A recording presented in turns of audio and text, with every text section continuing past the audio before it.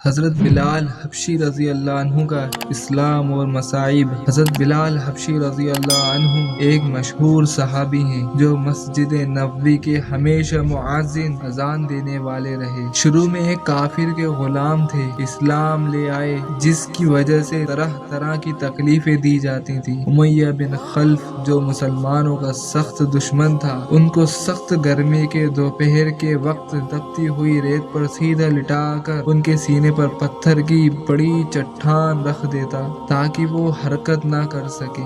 کہتا تھا کہ یا اس حال میں مر جائے اور زندگی چاہے تو اسلام سے ہٹ جائے، مگر وہ اس حالت میں بھی احد احد کہتے تھے، یعنی وجود ایک ہی ہے، یعنی معبود ایک ہی ہے۔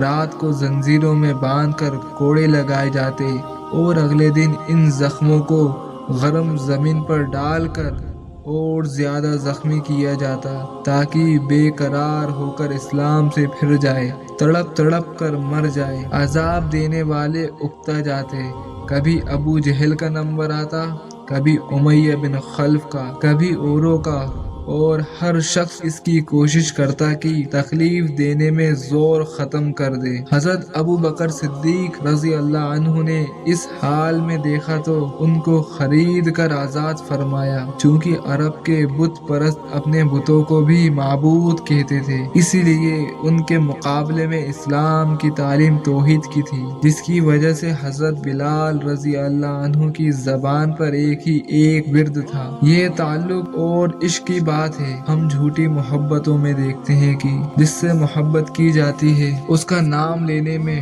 لطف آتا ہے، بے فائدہ اس کو رٹا جاتا ہے، تو اللہ کی محبت کا کیا کہنا جو دین اور دنیا میں دونوں جہاں کام آنے والی ہے۔ یہی وجہ ہے کہ حضرت بلال رضی اللہ عنہ کو ہر طرح ستایا جاتا تھا، سخت سے سخت تکلیف پہنچائی جاتی، مکہ کے لڑکوں کے حوالے کر دیا جاتا کہ وہ ان کو گلی کوچوں میں چکر دیتے پھرے، اور یہ تھے کہ ایک کی رٹ لگائے تھے۔ اسی کا یہ صلہ بدلہ ملا کہ پھر حضور صلی اللہ علیہ وسلم کے دربار میں مؤذن بنے اور سفر حجر میں ہمیشہ اذان کی خدمت ان کے سپرد ہوئی۔ حضور صلی اللہ علیہ وسلم کے انتقال کے بعد مدینہ طیبہ میں رہنا اور حضور صلی اللہ علیہ وسلم کی خالی جگہ دیکھنا مشکل ہو گیا، اسی لیے ارادہ کیا کہ اپنی زندگی کے جتنے دن ہیں جہاد میں گزار دوں۔ شرکت کی نیت سے چل دیے،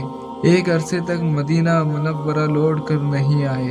ایک مرتبہ حضور صلی اللہ علیہ وسلم کی خواب میں زیارت کی۔ حضور صلی اللہ علیہ وسلم نے فرمایا، بلال یہ کیا ظلم ہے، ہمارے پاس کبھی نہیں آتے۔ تو آنکھ کھلنے پر مدینہ طیبہ حاضر ہوئے۔ حضرت حسن اور حسین رضی اللہ عنہ نے اذان کی فرمائش کی۔ ڈاڈلوں کی درخواست ایسی نہیں تھی کہ انکار کی گنجائش ہوتی۔